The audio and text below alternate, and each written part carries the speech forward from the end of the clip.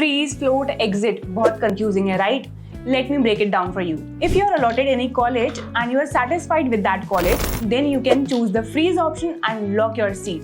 After that, you are required to pay a non-refundable confirmation fee of rupees 20,000. But if you have not been allotted your first preference NLU and choose to leave open for possibility of getting a higher preference NLU seat, then you may choose the float option. And to exercise the float option in the first or second round of counseling, you are required to pay a non-refundable confirmation fee of rupees 20,000. And at any time after completing the registration process, if you do not want to participate in the further counseling process, you may choose the exit option. But if you have chosen a float or freeze option prior to the exit option, the seat allocated to you will be reallocated to some other candidate and the confirmation fee will be forfeited. And अगर एक बार आपने counselling process exit कर दी है, उसके बाद आपको कोई भी सीट एलोकेट नहीं होगी. And if you have completed the registration process and has been allotted a seat but does not exercise any of the options which is freeze, float or exit within the specified time in the particular round of the admission counseling process, then you will be considered to be not interested in the admission counseling process. As a result, your candidature will not be considered for admission. You will lose the currently allocated seat. Your name will be removed from the admissions counseling process and you will not be considered in the subsequent list. What else do you want to know about freeze, float or exit option? Do let us know in the comment section below.